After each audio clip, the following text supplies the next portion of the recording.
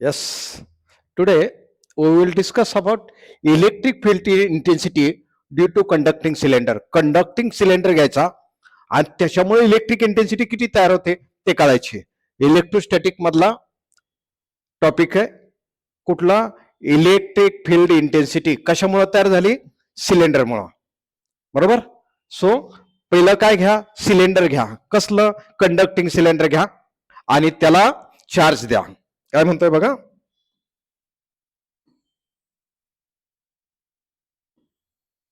Share हे काय घेतलं आपण?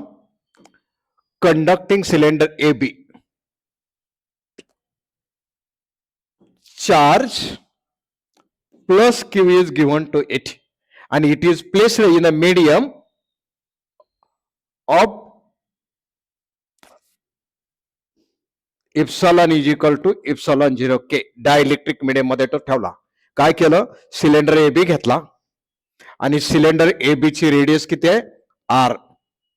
Consider conducting cylinder A B of radius R.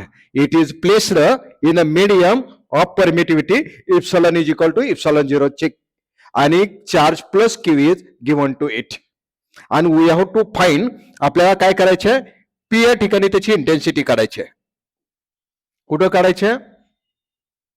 we have to find intensity at point P and this point P is at a distance smaller from the axis of cylinder.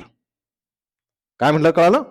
Consider conducting sphere AB of radius r. It is placed in a medium of permittivity epsilon is equal to epsilon 0 K. P be the any point which is at a distance smaller from axis of cylinder and we have to find intensity at point P. P या ठिकाणी intensity काढायची आहे. So to find intensity at point P, consider imaginary coaxial cylinder. बघा, एक दुसरं एक cylinder consider करायचं. काय कन्सिडर करायचं? सिलेंडर. बघा, हे एक सिलेंडर कन्सिडर केला पी या ठिकाणी आणि त्याची रेडियस किती आहे? Small R. Radius of this cylinder is small R and length of this cylinder is small l. आता टोटल माहिती पुन्हा एकदा बघा. Consider conducting cylinder AB of radius r. It is placed in the medium of permittivity epsilon is equal to epsilon 0 K and charge plus Q is given to it. Let P be the any point which is at a distance r from axis of cylinder and to find intensity at point P, consider imaginary coaxial cylinder. Coaxial म्हणजे पहिलं cylinder आणि imaginary cylinder दोघांचा axis काय पाहिजे? Same. Coaxial cylinder of radius small R and length small L. Now आता काय करायचे बघा. According to Gauss's theorem, according to Gauss's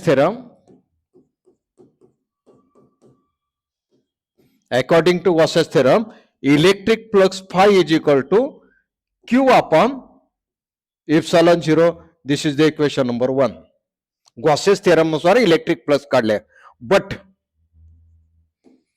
electric flux due to Gaussian surface, जो नवीन इमॅजिनरी सिलेंडर केलं तो गॉसियन सरफेस म्हणून कन्सिडर करतोय आणि electric flux due to Gaussian surface is phi is equal to integration of E bar dot dS बार.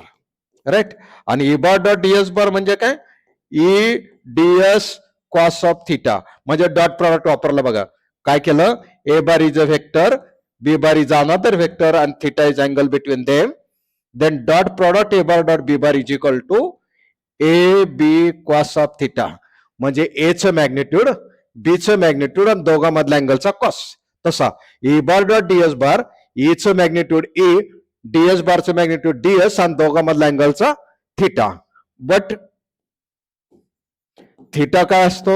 0 आणि cos 0 is equal to what? 1. Theta 0 का असतो आधी समजून घ्या. पहिलं थिटा म्हणजे काय बघा. हा एरिया आहे डीएस, त्याला नॉर्मल इकडं काढला आणि इंटेन्सिटीची डायरेक्शन ई काढली, बरोबर. This is a normal and this is the direction of electric intensity and theta is angle between them. पण इंटेन्सिटी आणि नॉर्मल मधला अँगल थिटा आहे, पण इंटेन्सिटी आता इथं नाहीच, हे नॉर्मलच आहे direct perpendicular direction.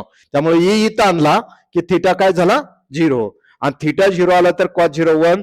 So phi is equal to what, integration of E into DS. So DX म्हणजे एक्स व्हेरिएबल, डीवाय असेल तर वाय व्हेरिएबल, डीटी आला तर टी व्हेरिएबल, तसा डीएस हा व्हेरिएबल आहे. त्यामुळे ई इंटिग्रेशनच्या बाहेर काढला, ई इंटिग्रेशन ऑफ डीएस, बरोबर. हे कशाची व्हॅल्यू काढतोय, फायची. But what is the integration of dS ते पहिली माहिती पाहिजे.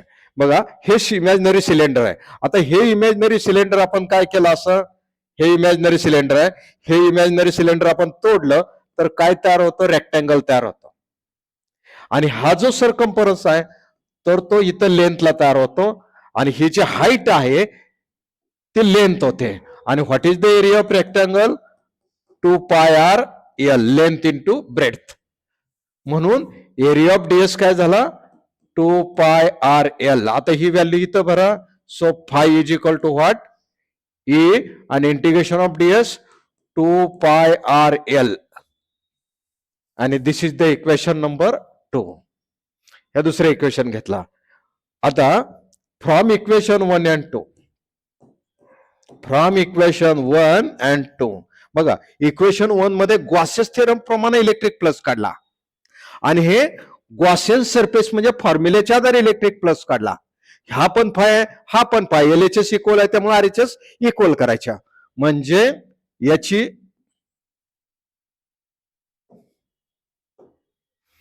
बघा आरएचएस काय सेकंडची 2 पाय ई 2 पाय आर एल, काय E 2 pi R L.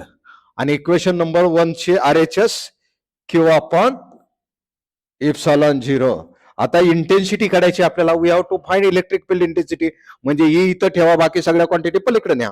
So E is equal to what, Q upon epsilon 0 इथं ठेवला आणि 2 पाय आर एल काय केला, डिवाइड केला. 2 पाय आर एल इथं मल्टिप्लाय, तो इकडे आला की काय झाला, डिवाइड.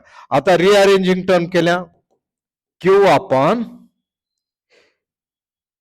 2 पाय अगोदर लिहिला, नंतर एप्सिलॉन 0 लिहिलं, नंतर R L. This is the equation number 3.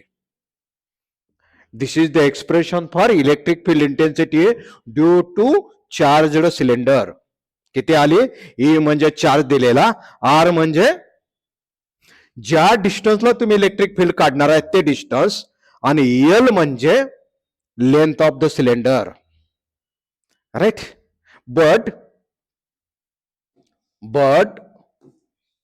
Lambda be the charge upon length, म्हणजे चार्ज डिस्ट्रीब्युशनच्या फॉर्म मध्ये आपण इक्वेशन लिहितोय, lambda be the charge per unit length. So lambda इकडं ना, so charge is equal to lambda into L. So चार्जची value कुठं भरा, इक्वेशन नंबर 3 मध्ये. Hence equation 3 becomes E is equal to lambda